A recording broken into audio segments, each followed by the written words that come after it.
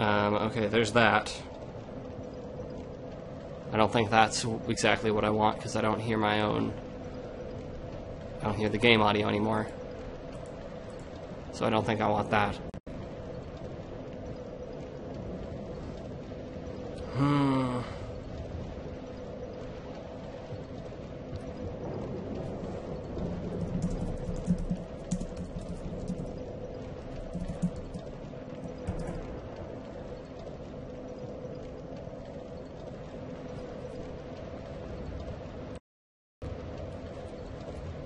Okay, so apparently voice works here.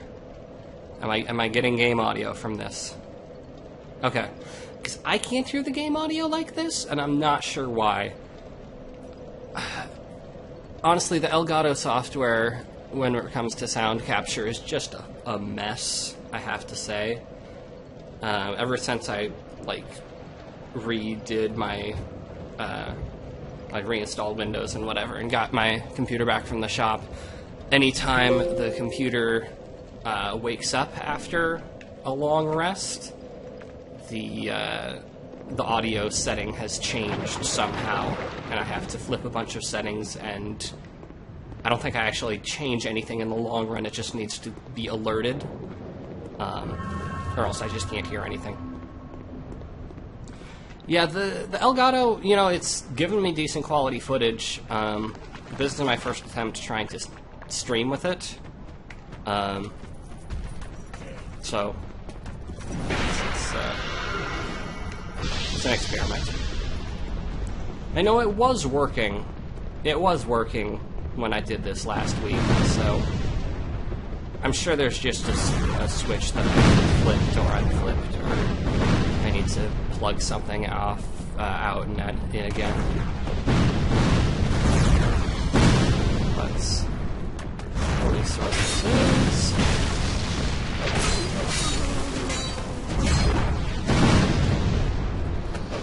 It seems like you should have gotten hurt from that.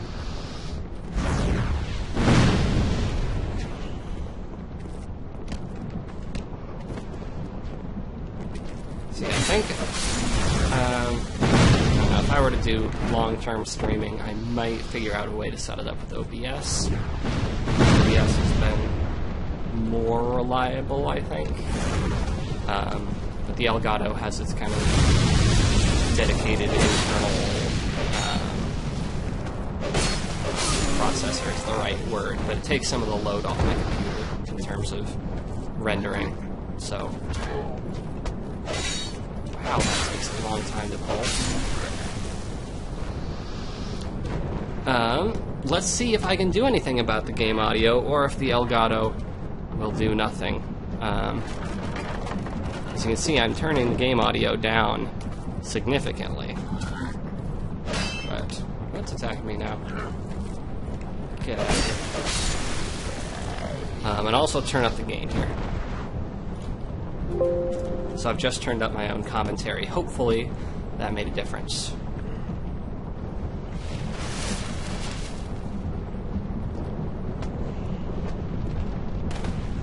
How's it sounding?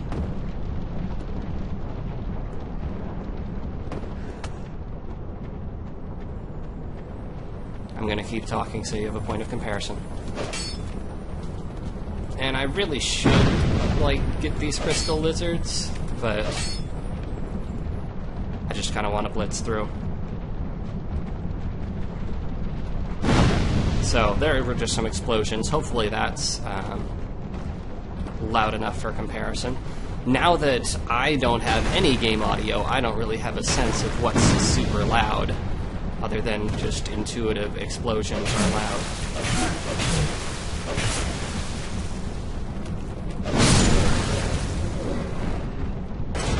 How's that? Okay. I will take that.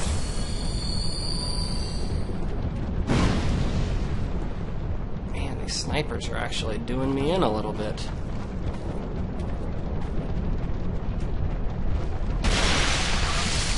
It's all poisoned.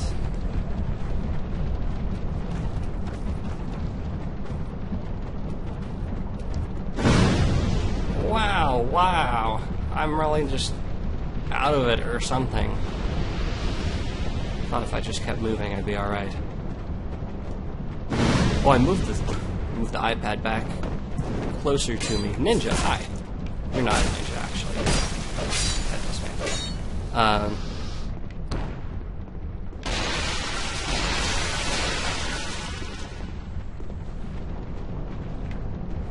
Let's run away. Let's not get sniped again.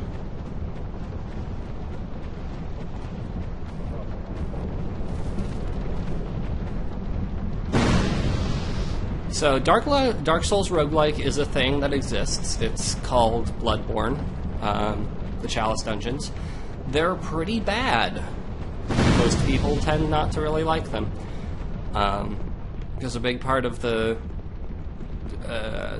good things about Dark Souls is the really clever... I mean, it's not like you can't have... It's not like you can't have good level design designed by a computer.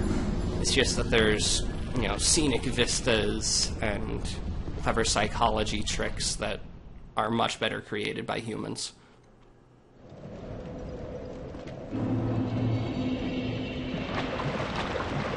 Okay, so I don't recall having that much trouble with the pyromancers when I recorded this, but I could be wrong.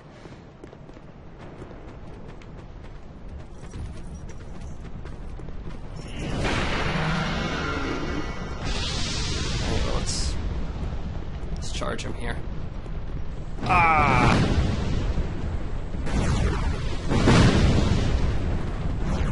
Should have waited.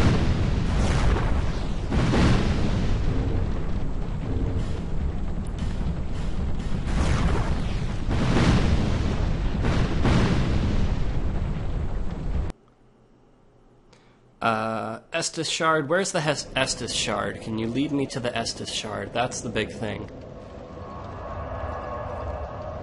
Because the heavy crossbow, you know, in the way that I am blazing through this, the heavy crossbow is probably not going to be as useful.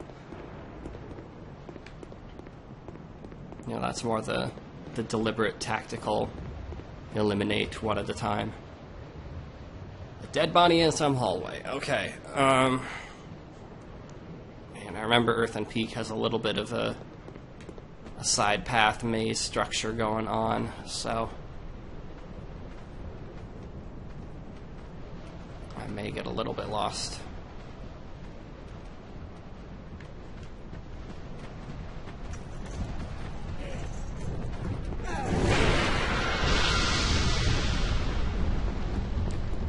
Alright, let's blaze on through.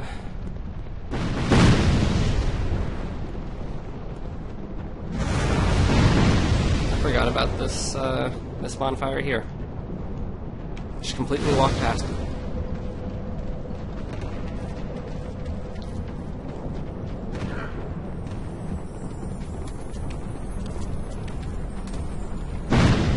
Alright, so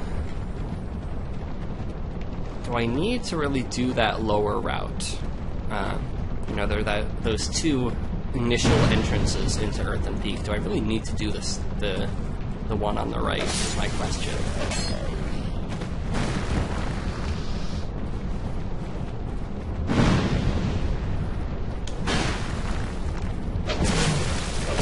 Close to the poison urn near the start, and a Pharos Lockstone contraption. I don't need the contraption. Hope I don't. So I've not been picking up many Lockstones, I don't think.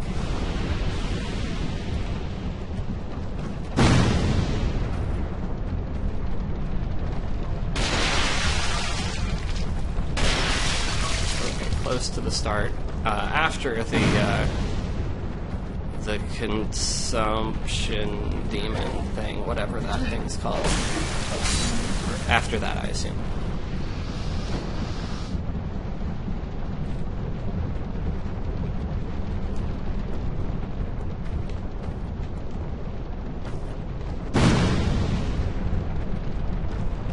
Covetous demon, that's what it's called. I knew how to see.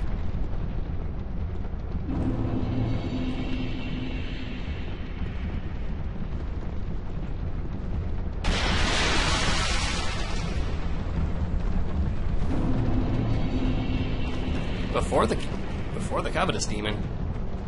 Oh boy. Okay. Is it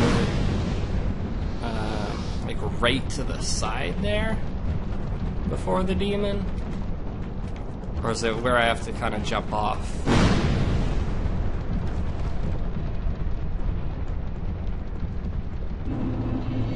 Is it like over there?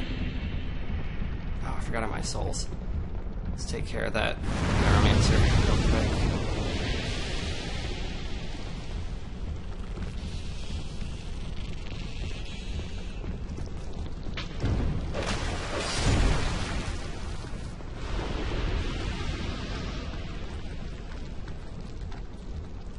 Maybe I should have grabbed a crossbow. Oh well.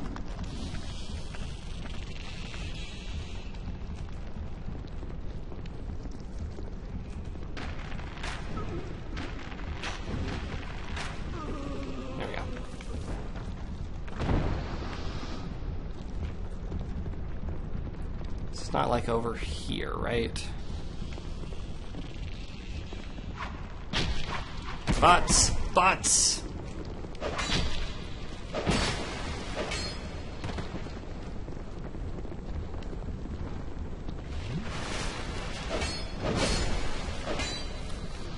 Oh, great.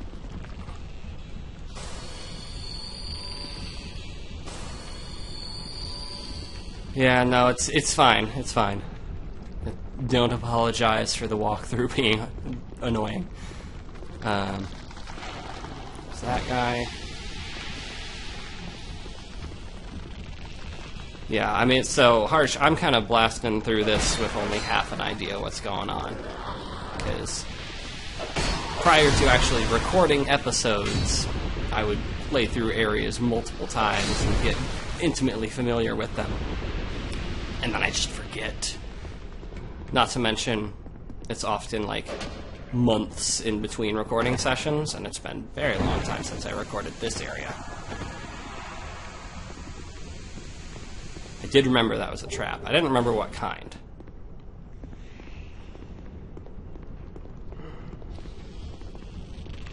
Okay, so if it's before the Covetous Demon, it should be over in that area there. Butts!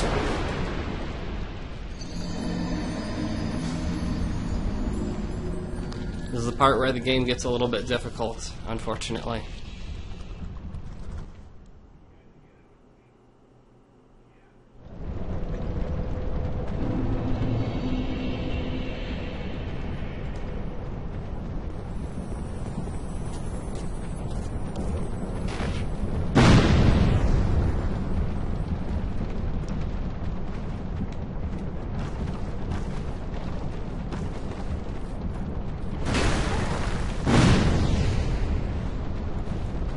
Love how that shockwave hits me about a second after it hits the ground. That's pretty cool.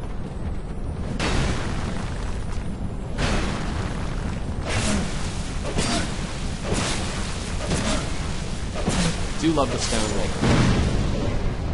Stun locking is very fun when it's to my advantage. But yeah, I don't necessarily look forward to Iron Keep in this stream here.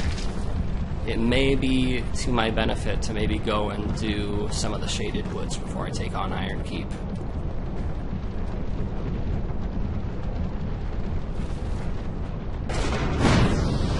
Come on.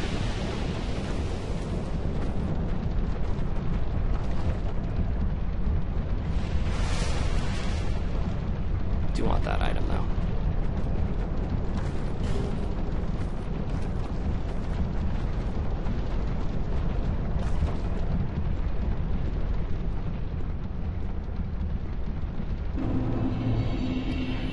Over.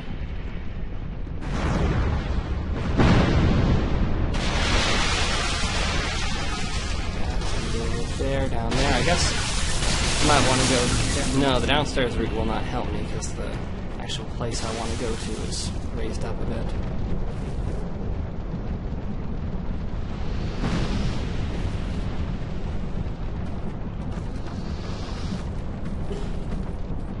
some good Titanite, though.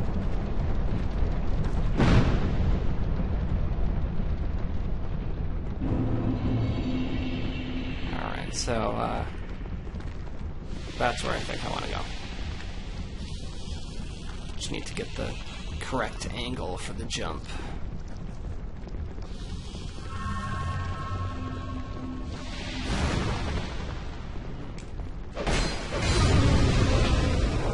Am I gonna get...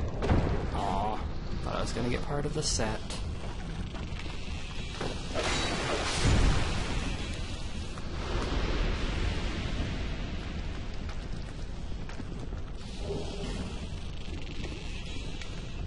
Harsh, was the China trip for, like, a class or something, or was it for funsies? I don't think I caught that. I knew that you were there for quite a while, but I wasn't sure the purpose.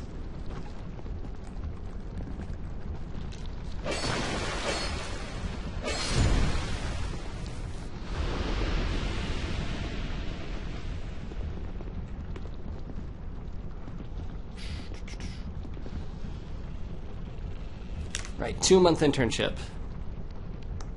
Okay, that's good. What was I apologize if you said all this on Twitter and I replied back then, but I've completely forgotten. What was the internship? What were you doing over there? Oh. Ah! Ah!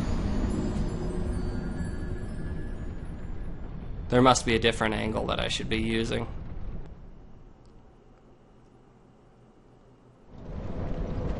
Or should I just not be jumping? Should I be running off instead of jumping? Like that one shortcut in the Bastille.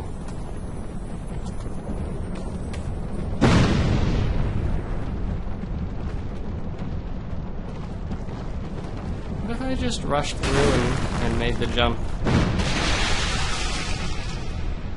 Well, that would happen if I just rushed through without paying attention to that.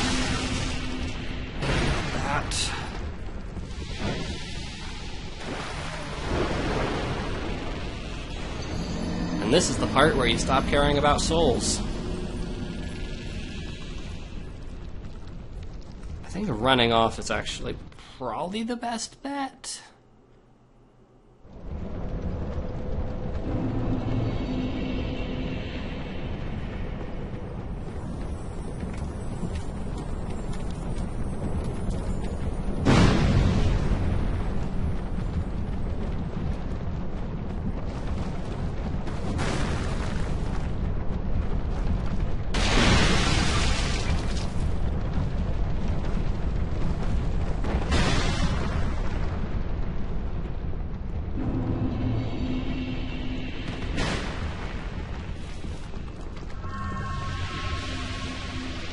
There it is. No!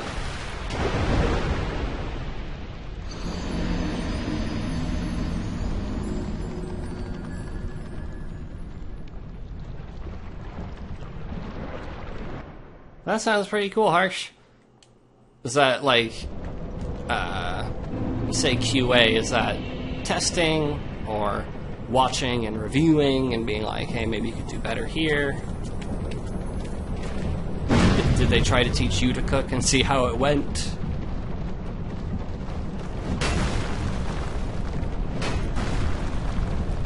Okay, so it's more the tech side of it.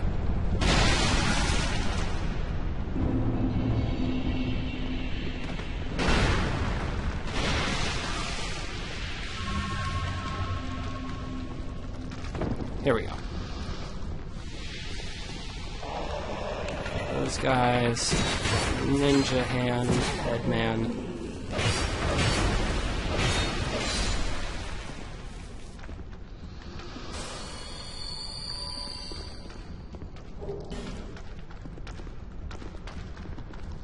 I guess I killed that guy with the trap.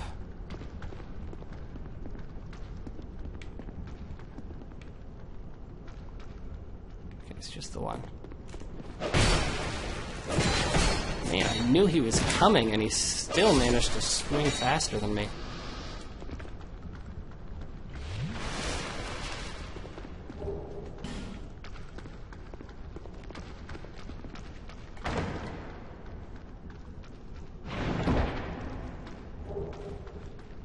Okay, there's the crossbow. Well, that's not what I was looking for, but I suppose I can make use of it. The shard is still before the Covetous Demon, we think. I feel like we've exhausted most of the space here.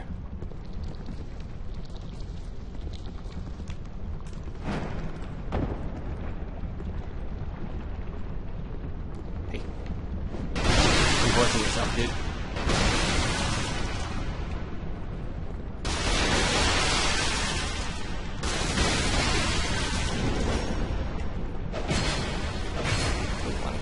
Too, but looks like it's happening.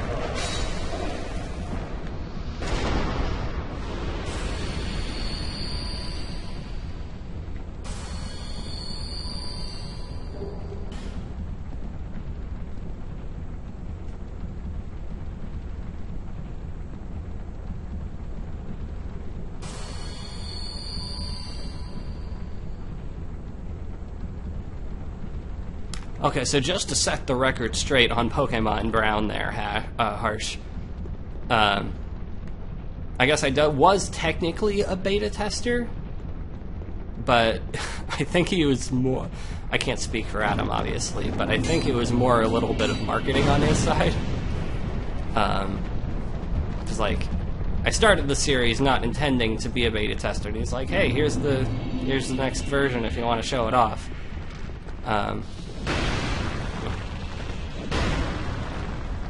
Because in my mind, I wasn't a beta tester. I wasn't looking for bugs. I wasn't trying everything out. I was just kind of playing through it.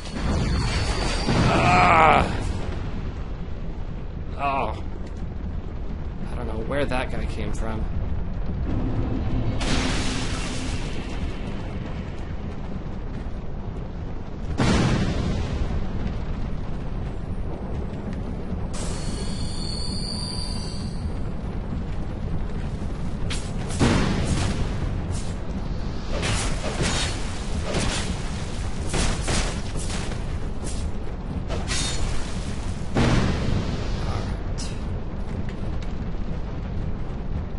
Good. Once I get to the Covetous Demon, hopefully that will go swimmingly. I do still have that Pyromancer to deal with, and now that I've dealt with everything else, I think she'll be very difficult, because that's just how it works. Let's get the crossbow out. Butts.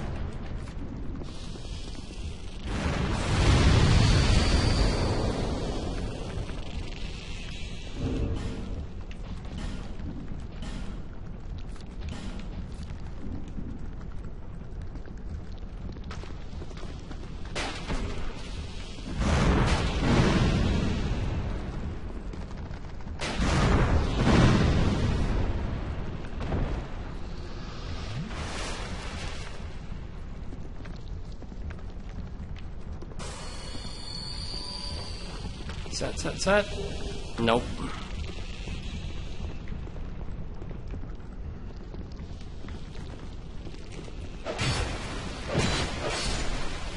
Okay, so we're still sure that that there's no Estus Flask shard around here. Guess I'm just gonna fight the demon, and you can steer me clear. I'm pretty sure the shard should be after the demon, unless I've completely missed something major.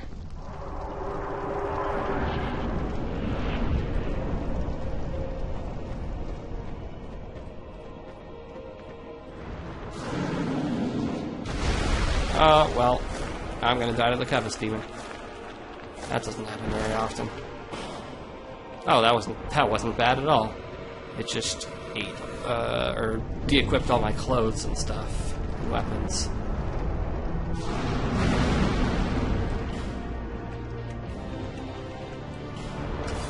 That's not the weapon I wanted.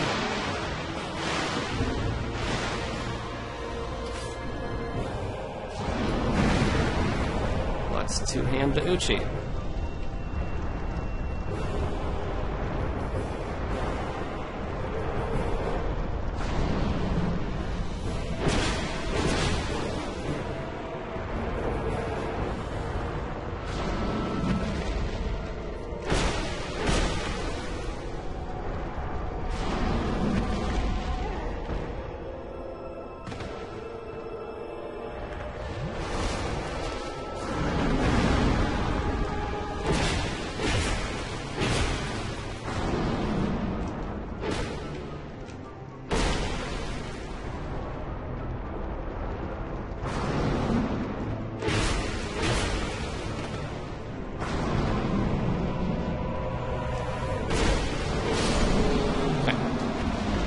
That wasn't too bad. The lowest part of that first area, you think?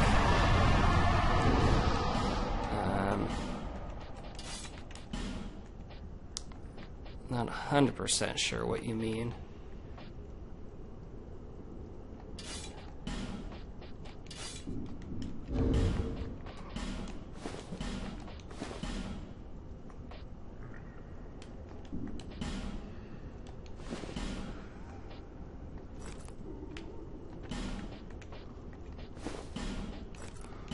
I was wearing the mannequin boots for a while, right?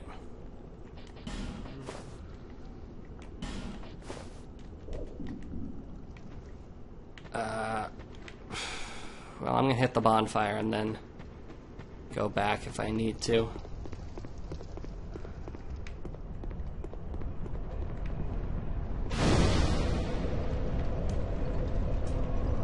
Oh, it de-equipped all my rings. That's why my max health went down. I was wondering, I was like, whoa.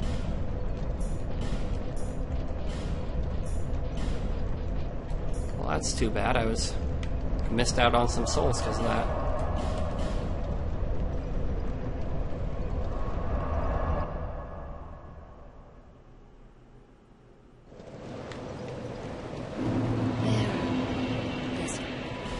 See, I've already forgotten what my strategy for leveling here was. I think.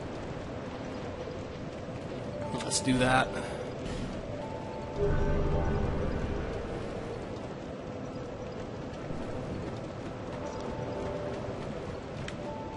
So, I mean, your guide description for it said that it was like a hallway with a dead body, and I don't think we had a hallway with a dead body yet.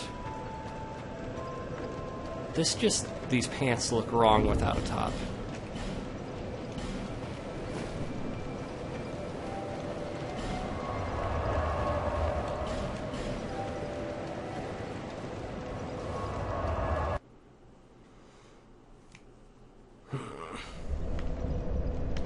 See what I would often do. There's someone, I don't even remember who would do a how to get all items in such and such place in Dark Souls 2 video. And it was low quality and often sped up, and that's a pretty cool ring that I have no use for. But I'm such a visual person, it really, really helped that the video was a thing. In that hallway? Is that what we're thinking? Is that a hallway? Is that a thing?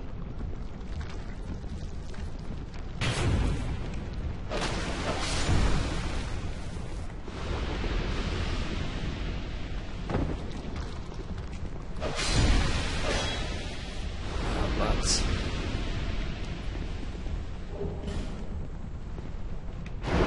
Okay, I guess that is a place.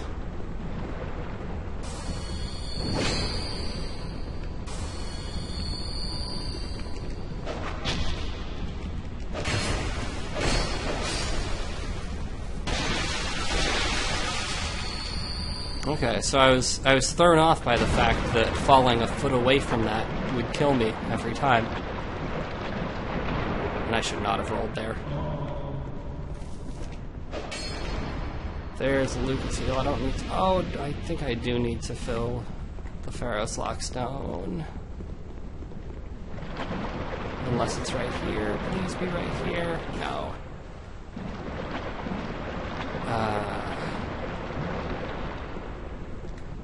So the reason I don't use Twitch, Harsh, is because I have even less of a presence on Twitch than I do on YouTube, and I figured that I might get a couple more viewers on YouTube and possibly draw attention to my videos this way.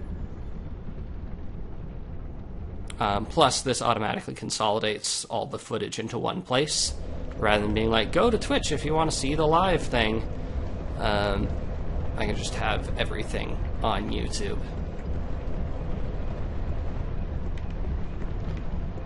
See, I think I need a Pharos Lockstone. You know... Not a fan of these mannequins.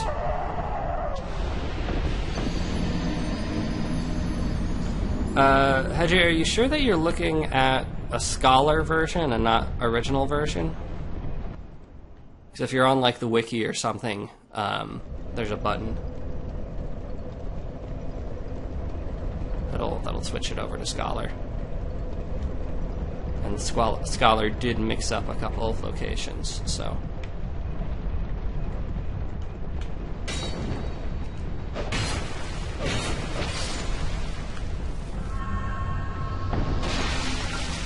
So, I mean, I didn't see any item there, did you? I could have been missing something obvious. Wouldn't be the first time, but...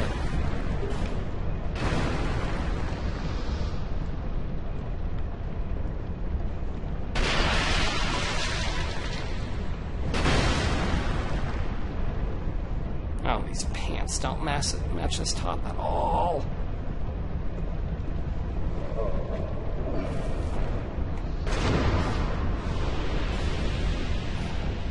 These pants demand the top. I guess this one works better. But the pants are kind of purple in the boots. Okay, so if you were looking at the original release walkthrough, that would explain it for this area and other areas, actually. So maybe I didn't miss as much as I maybe thought.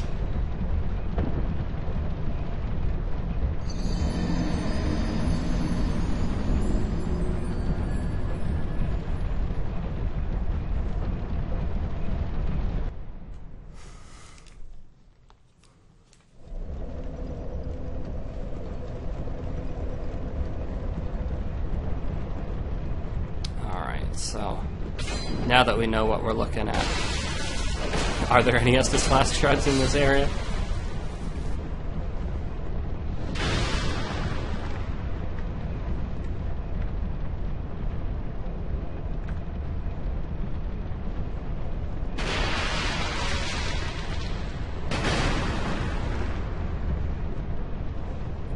Maybe I should bust out the... Oh, right, it's equipped my heavy crossbow also. And all my ammo. Ooh, doggy. Well, this guy does have a shield. He might block pretty well.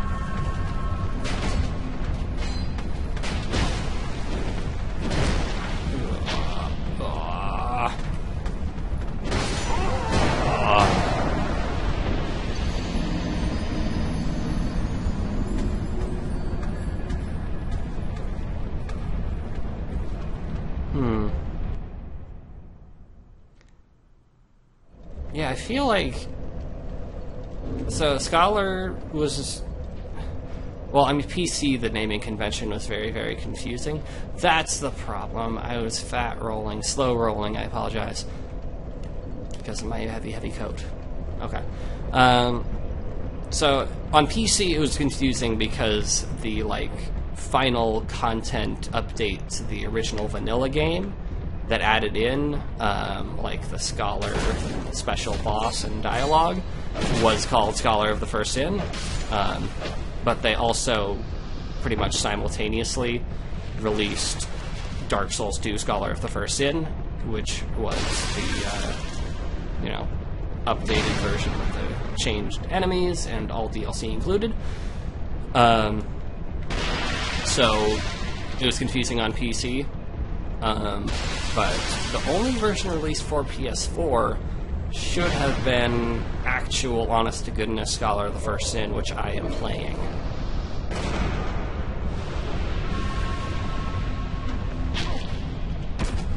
Eat butts.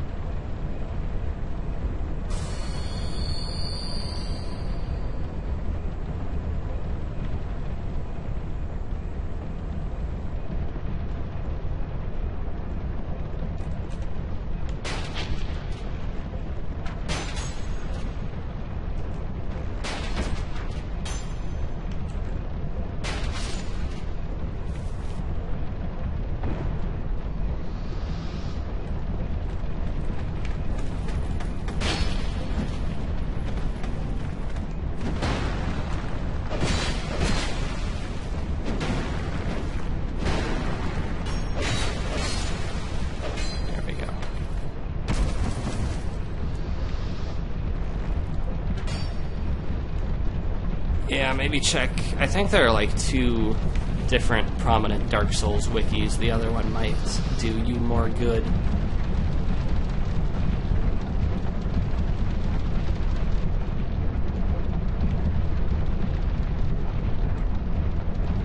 But as of right now, I'm just going to make a beeline for the boss as best I can.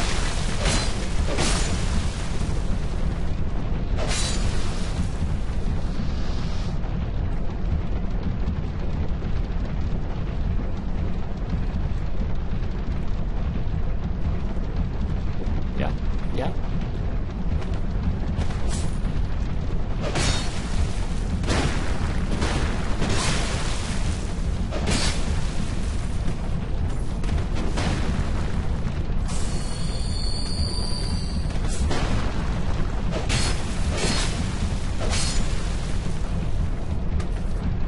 Let's get rid of some poison, shall we?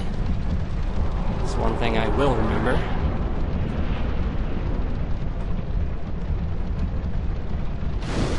There's a car alarm going off. Don't know if you can hear it.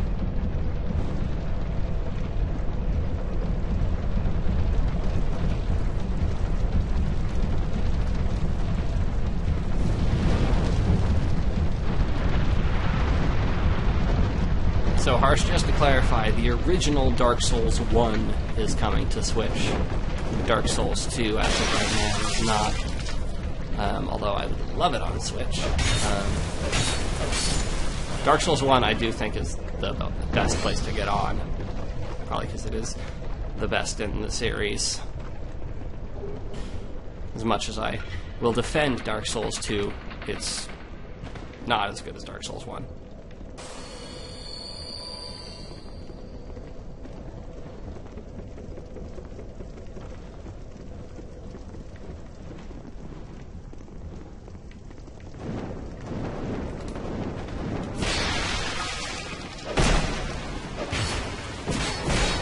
Got a lot of, like, team-ups here, but I don't necessarily remember.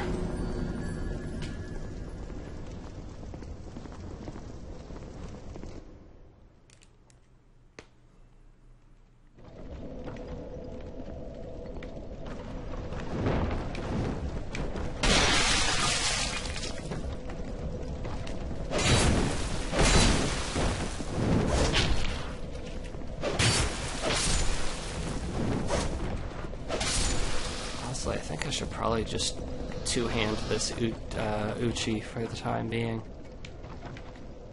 It'll do more damage until I have a black steel katana for me to upgrade.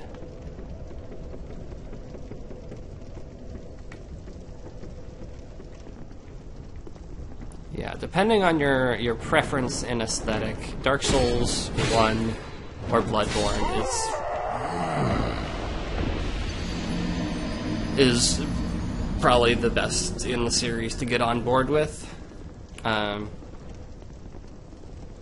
Souls 2 has some real communication issues in terms of its mechanics, especially regarding adaptability.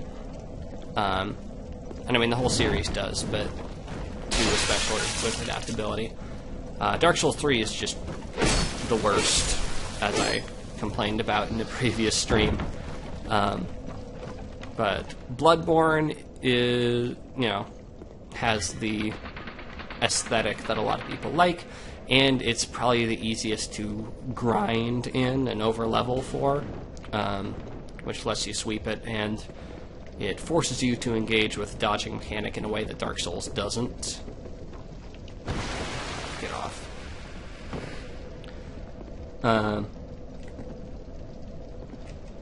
Harsh, have you played Zelda? Because I know it's on Wii U, but just in case you haven't played Zelda. Yeah, right now I have 4 games that I really, really, really dig for the Switch. Zelda, Mario, Xenoblade 2, and Celeste. And Celeste is not a Switch exclusive, but it is very good. Yeah, Breath of the Wild it's a very good game. You just gotta be totally honest about that. It's a very good game. It's a game that if I had like proper streaming capabilities, I think I would enjoy streaming that. Although now that I've played it twice through, I want to wait a little bit and let my passion for it recharge a bit.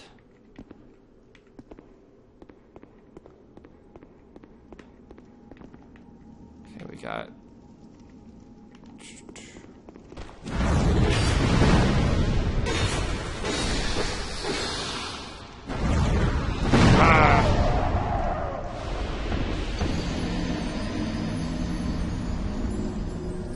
So Xenoblade 1, I tried to go back to Xenoblade 1 a little while back, because I was like, oh man, I really enjoyed Xenoblade 2. It makes me want to go back to Xenoblade 1 and re-experience that now that I'm better at video games and I understand the systems a little bit better. Navigating the UI in that game is a pain in the butt. The UI and the camera. Because... God, the Wiimote is hard to go back to. I hate to say it, it's hard to go back to the Wiimote. So trying, like, in terms of camera, trying to move a camera around a 3D space using the D-pad sucks. That guy kicked me so hard I bled. And... After Xenoblade 2, navigating the arts menu during combat by scrolling through a long linear list sucks. And even going back to Xenoblade Chronicles X, that arts navigation issue is very, very apparent. Xenoblade Chronicles 2 streamlines the combat in such a way that I think it's much more playable. It's another game with serious issues in communicating things to its player, but...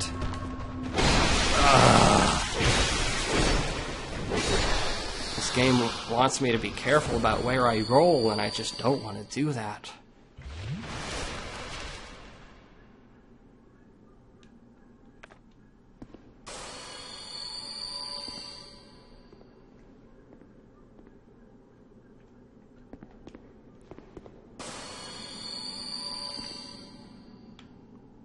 Is there poison on the floor that I'm getting? What's happening here? Or no, it's still on my feet, but invisible.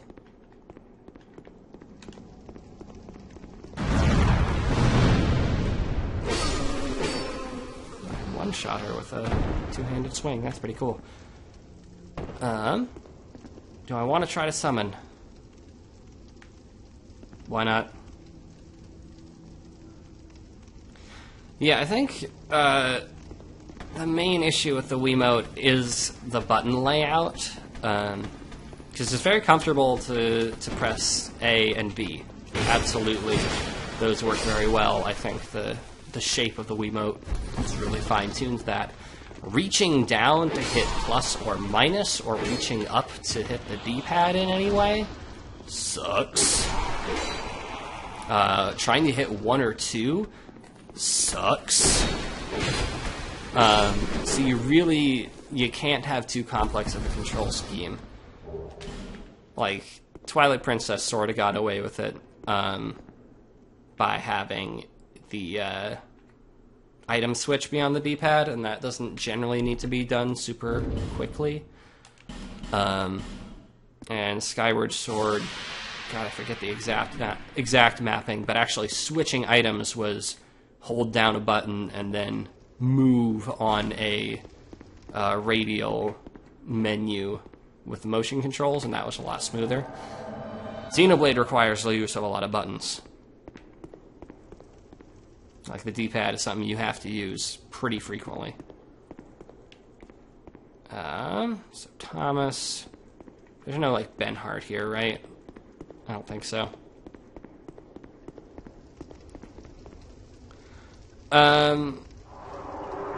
So in Twilight Princess, it had the wheel, but it also, I think, had the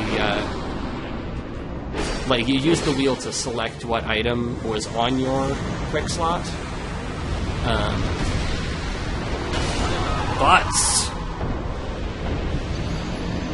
But like I have strong memories of reaching up and hitting the down button or the down D-pad to equip the iron boots. So. And up to hit Midna, I think. So I think it had the radial menu there. Gosh, I don't remember how Skyward Sword controlled. Don't at me.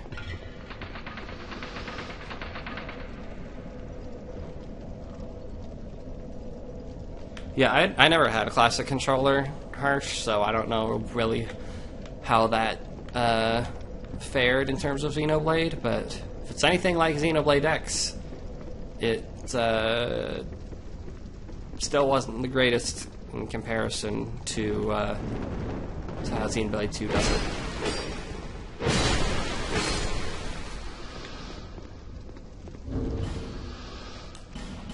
Shall I blow all my human effigies so I can summon on this boss?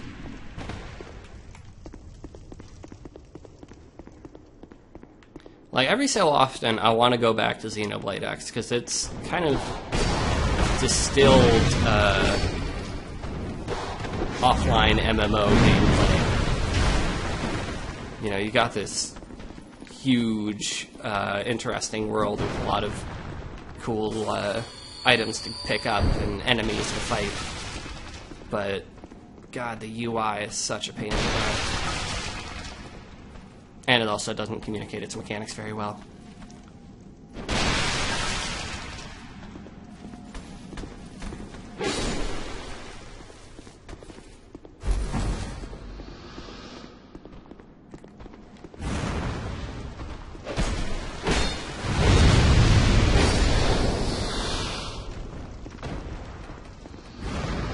Alright, Thomas, let's do this again.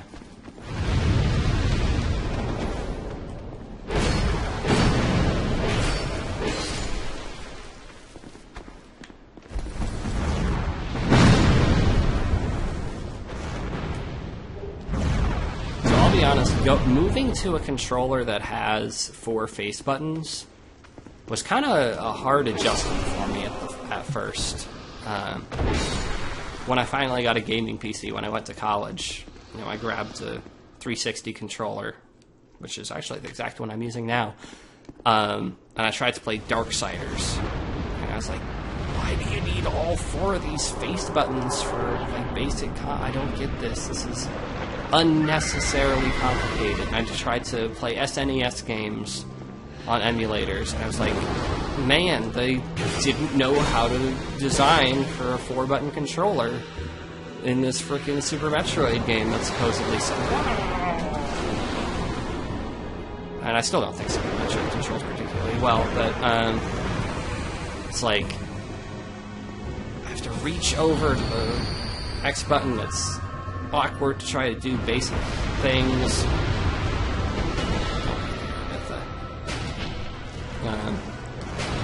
But like moving from a GameCube controller, which was I still think one of the greatest design controllers of all time, where everything was focalized around the A button,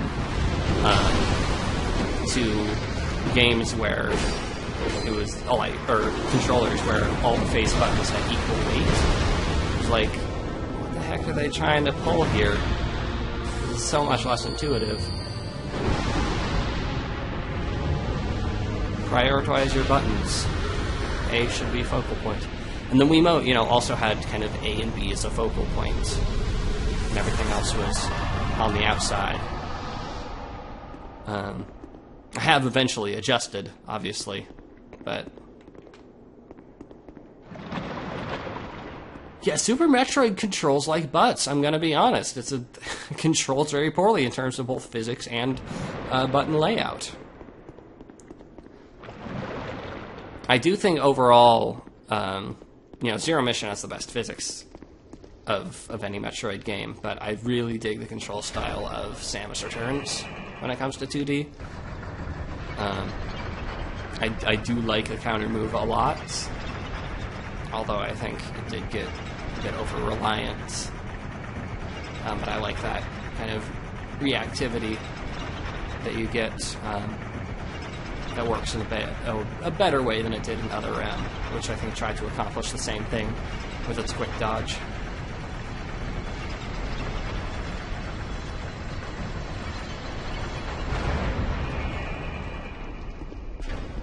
I still think the quick dodge and energy recharge system of Other M could have worked, but the way they did it, it didn't. Alright, so we're at Iron Keep. I got about half an hour left here. I don't need to do Spelter Demon, right? That's not really necessary. If I were doing the DLC, I would probably want to refight Smelter Demon, get its soul, so I could compare it to the other Smelter Demon weapon that you get from the DLC.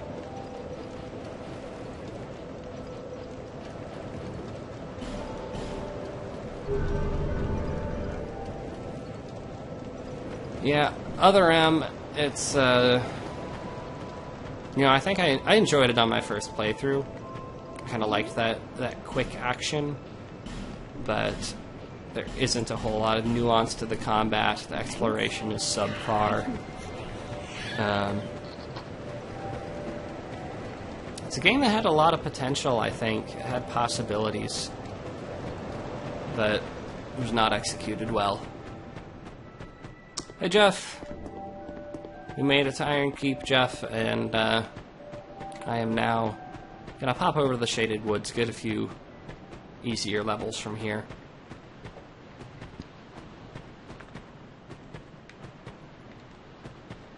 Yes, that is a terrible thing, Harsh.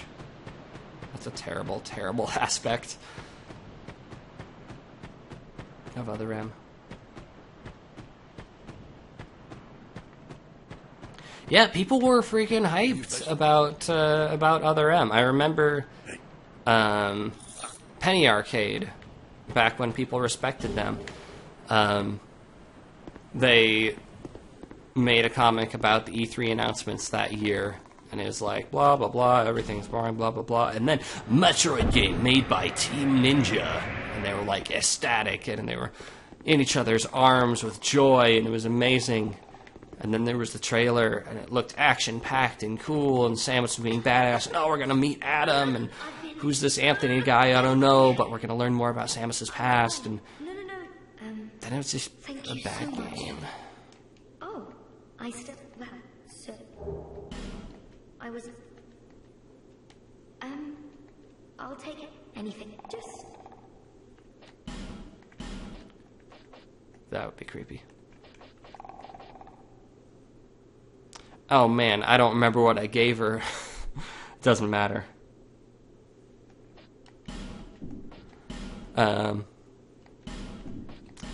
So, like, I think, like many things in Other M, there was possibility, there was potential with Anthony. You know, someone who is a brother figure to Samus. You know, we already had kind of her father figure, commander figure with Adam, and that's, you know, a relationship that we got a little bit of infusion, and they could have explored more in a way that wasn't horrible in Other M. Anthony is, like, up here, someone she was on equal terms with.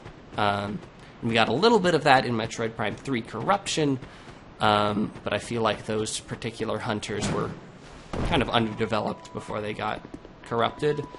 So there was potential for what is Samus like with people of her own standing.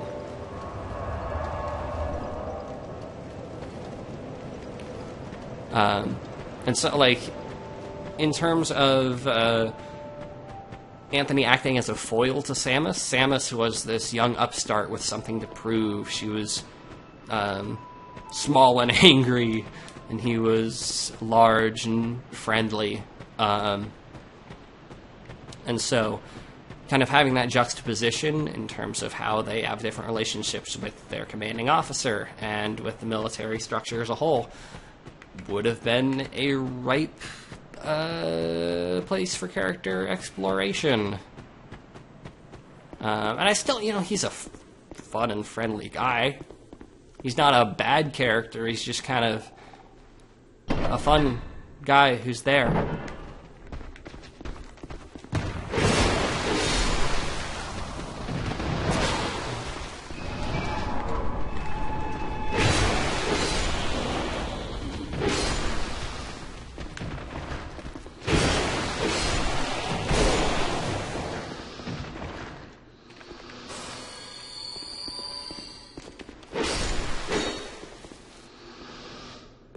Yeah, underutilized, you could say.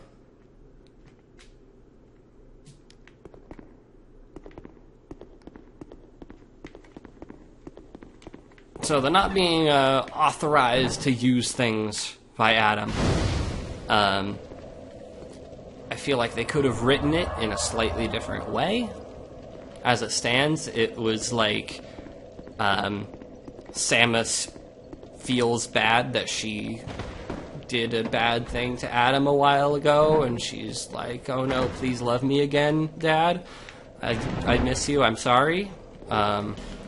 Whereas I feel like introducing the relationship as a begrudging, alright, we gotta work together, but you're gonna do it on my terms, Samus. And she's like, God damn it, Adam. And kind of giving more autonomy and inner strength to Samus, and to kind of being more indicative of where their relationship left off.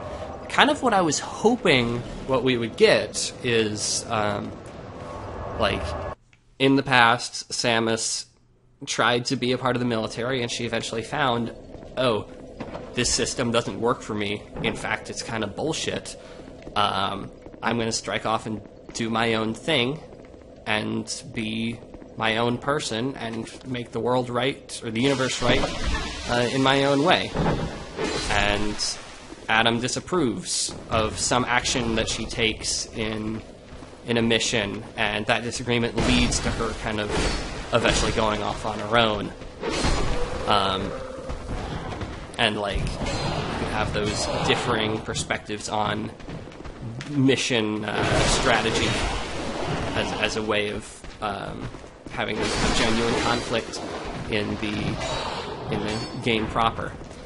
And, like, maybe she could have had some, nostalgic rose-tinted glasses for that time with Adam, but eventually through the course of the game she realizes, no, I was right. Fuck off, I'm out of here. Or, like, I was right, I respect your way of doing things, it's not a way that I can work with. And she eventually goes her own way when Adam's way goes bellies up. I saw a lot of ways that it could work and Samus could remain independent while still developing that relationship in an interesting way. It's not how it happened.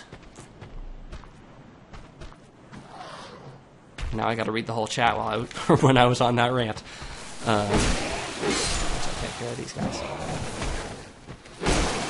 Samus remains one of my favorite, characters in a video game, which is weird because she doesn't say or do a whole lot other than kick ass. I still think the best character moment for Samus in the entire series is the end of Metroid Prime 2. Where everyone is bowing to her, all the Luminoth are bowing to her and be like, yes, you thank you for saving our entire planet, our entire race, preserving our culture. You are truly the savior of the Luminoth. You're incredible. You will be worshipped for centuries to come. And she just walks off and is like, see ya, and she waves without looking back. And that's that is Samus in a nutshell. She's a badass, she does amazing things. She doesn't even really need thanks. She just does it like it ain't no thing. And she still does the right thing. She cares. She wants to help people. She doesn't do it for recognition. She does it because it's the right thing.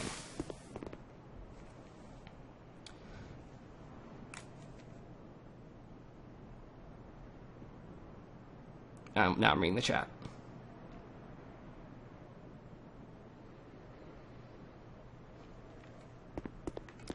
Yeah, and like, so the setup that Other M had was, okay, you've got this crew of people who presumably maybe she has a relationship with from the past, and slowly, one by one, they get picked off, and she has to deal with those feelings of loss over and over and over again, as she is still recovering from the sudden loss of the Metroid infant. And like, okay, you can say definitely that Other M overplayed the significance of the baby in Samus's life. This is not the way I want to go. Like, that's definitely an argument you can make. But like, you could make something out of her inability to protect people, and that is a thing that she very much tries to do.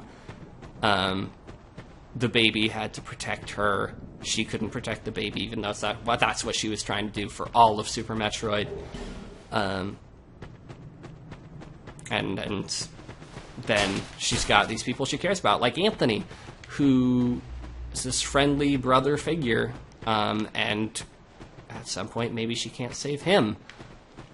And these other characters whose relationships with her would have been developed over the course of the game through flashbacks and through banter, and they could allude to previous things that had happened and previous disagreements maybe that they had. And then slowly but surely they get picked off Alien style, because they were very much trying to reference Alien with this game, because Alien has a whole motherhood thing going on too. But they didn't do that very well. One thing that I want to give Other M credit for, they have that deleter storyline, and you could definitely argue that there isn't a whole lot of foreshadowing going on with that, and it's dropped pretty quickly. Oh my gosh, usually those don't follow me there. It's kind of resolved rather quickly. They do actually pretty, I think, subtly reveal who it was, because they have the kind of smudged out number on the helmet, and it is shown, not told, in a rare bit of subtle storytelling, which I like. But what I want to give credit for, and I don't remember the game well enough to quite remember the context here, but it's the scene right before adolescent Ridley shows up, and it's like the deleter, who I don't remember the name of, is looking at something on the computer, and then the group gets word of something that the deleter did. Like, the deleter just killed somebody. And there are reaction shots of each of the cast. And when you get to the deleter, he doesn't quite look shocked. He looks concerned, maybe, but not shocked. And that's a nice little subtle bit that you can look back on. It's like, oh, that's actually a good reaction for that character to have.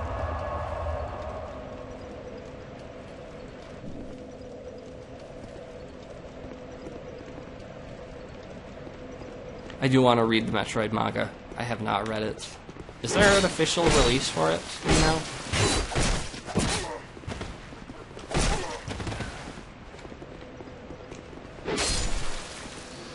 I imagine it'd be licensed by something like Tokyo Pop or something.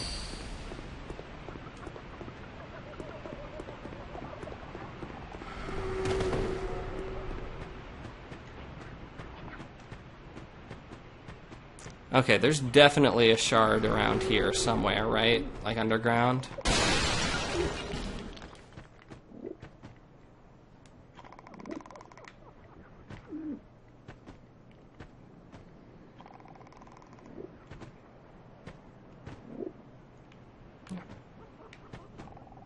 Anyway, I've also continuing talking about Other M here, I've seen the point raised that a sense of isolation and loneliness is integral to the atmosphere of a Metroid game.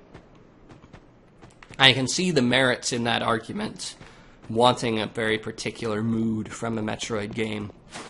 But, you know, I'm willing to have games try new things. And I mean, if Other M hadn't almost killed the series, I'd be more forgiving of it being a deviation from standard Metroid fare.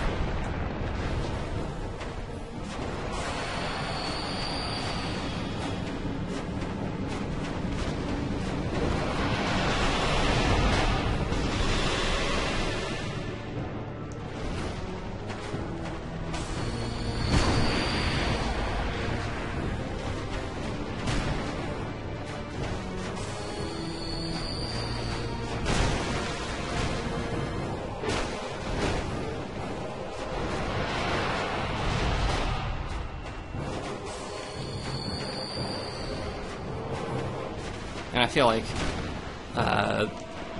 it's not impossible to have a sense of loneliness and dread with a cast of more than one. Again, original Alien.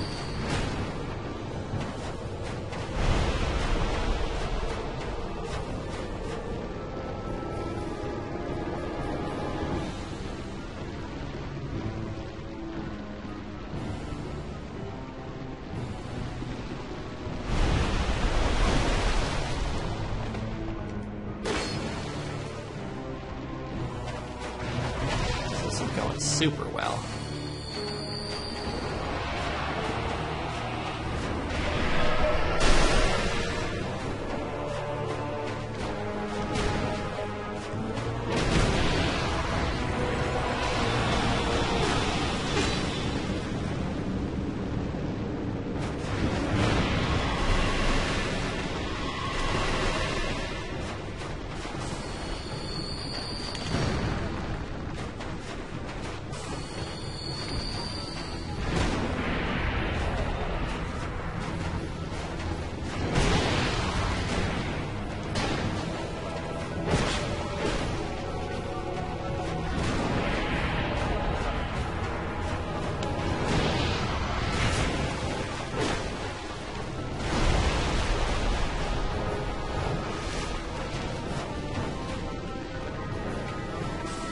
Sorry, I'm focusing now.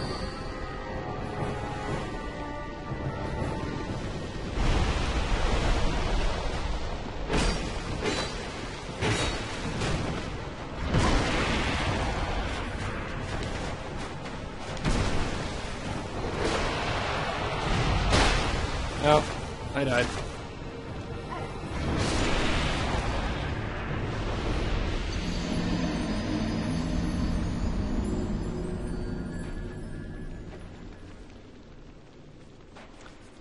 Yeah, Homer, I think that's also a very good moment, and I think it's not incompatible, and in fact, very much enhanced by the reading I had of that moment in Metroid Prime 2. You know, Samus as this protector who protects people, and as I was theorizing with the baby and possibilities for Other M, sometimes she fails, and that's got to be hard.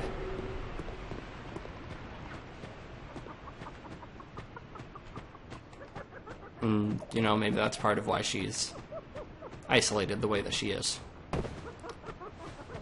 Man, I don't have the ring for Tarkus. No, he's Tark in this game.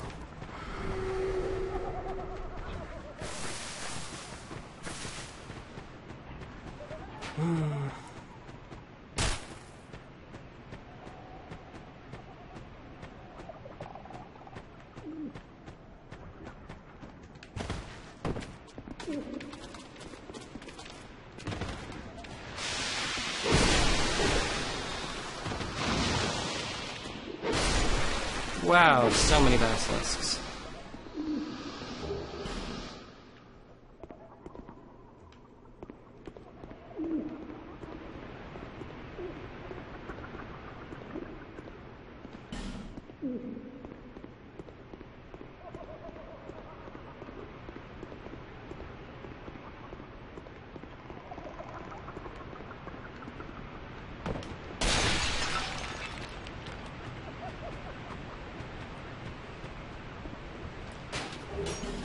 So I would like to be able to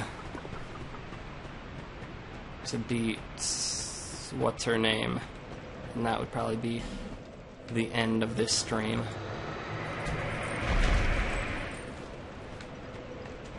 Just hope that I'm able to do so.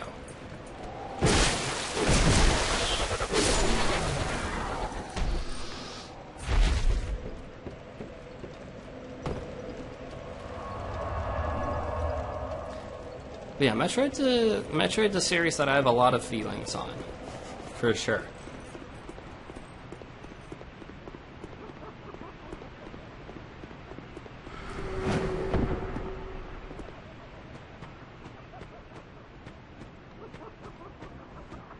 And like Samus Returns, it was fine. It was enjoyable. I enjoyed playing it, definitely. Didn't do a whole lot for me character-wise. Or in terms of atmosphere. Oh, I forgot those guys. Braden Ritchie.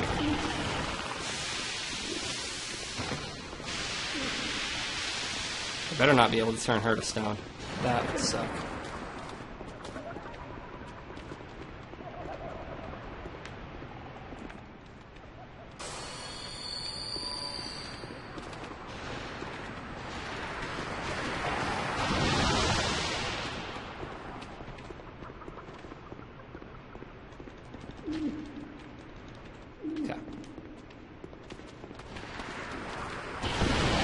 Whoa, how did that happen? That animation didn't quite line up. So, on the topic of Metroid Prime 4, we still don't have anything more than the logo, but I'm hopeful. I don't know who's making it, but I hope they're good at what they do.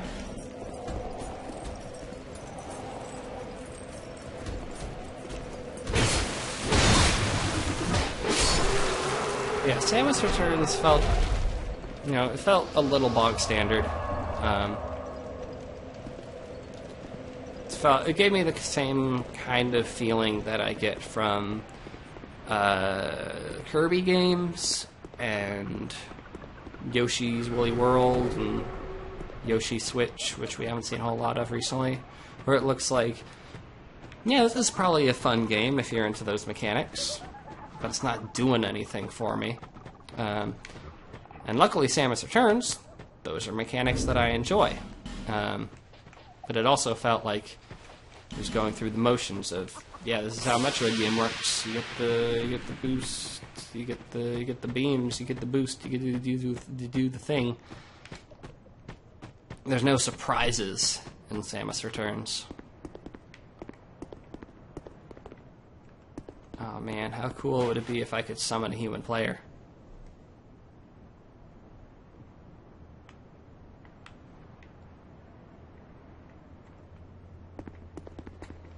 I am online, right? I don't know if there's anybody to tell.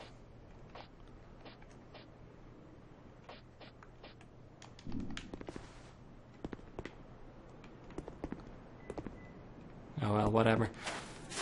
Let's give her another shot.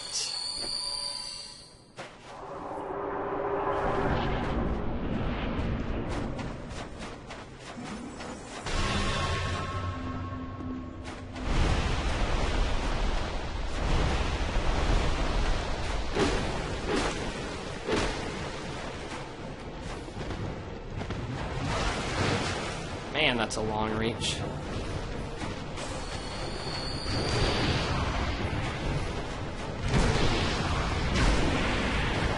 Man, I still can't dodge spears.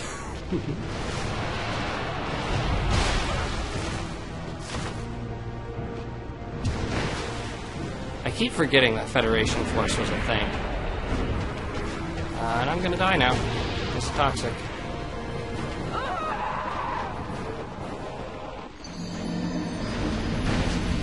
Yeah, I never played Federation Force, so... Apparently it did have a secret ending that hinted towards deep Metroid Prime Hunters lore.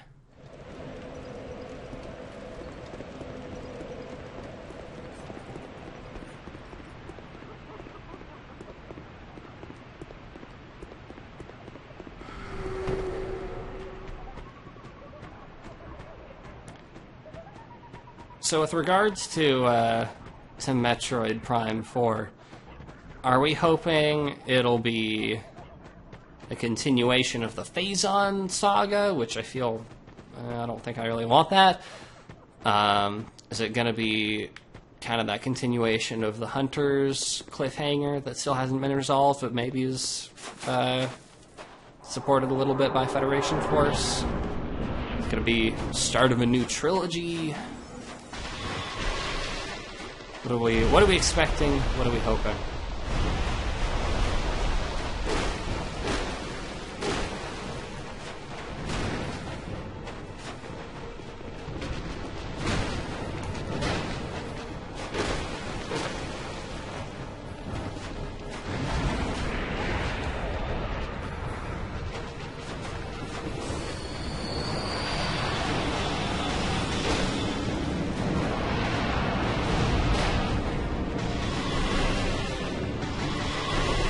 Oh man, I just dodged magic for once. Amazing. I never do that when the pursuer's around.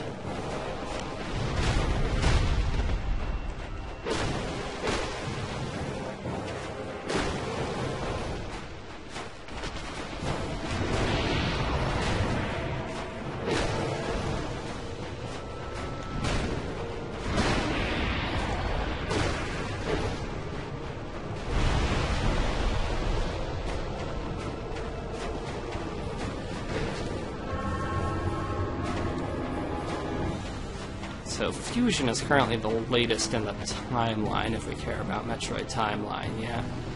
So something post-Fusion would be interesting.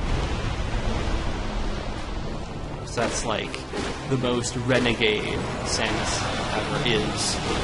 She like turned her back on the Federation. The Federation's pretty messed up.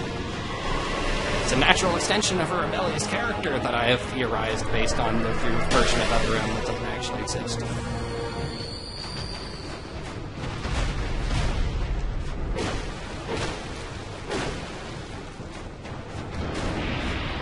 But really what I'm hoping for, we haven't had a Prime game, 3D Metroid game, since the Wii. I'm really hoping that Nintendo can use the improved hardware of the Switch to develop a really atmospheric experience that actually makes use of new hardware and doesn't just look functional the way that Samus Returns does. Samus Returns, very weak atmosphere. Prime games, some very, very good atmosphere, but last one came out 11 years ago, and hardware has moved on.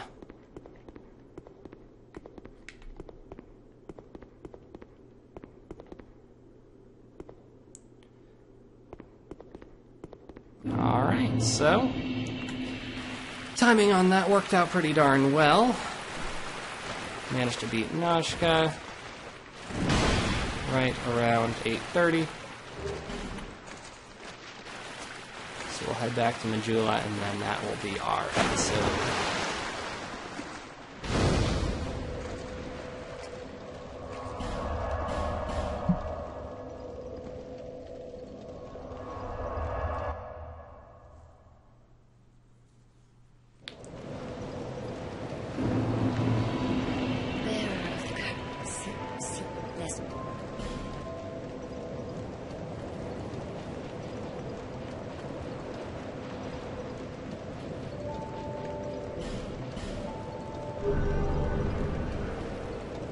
Alright, well thank you for joining me for this stream. Thank you for helping me work out the technical difficulties. I still can't hear the game audio, and I'd like to figure that out before the next time I stream. That might be tomorrow night, might be sometime on Saturday. Haven't decided yet, depends on how exhausted I am tomorrow, probably, end of the school week and all that. But for now, thanks for watching, and I'll see y'all next time.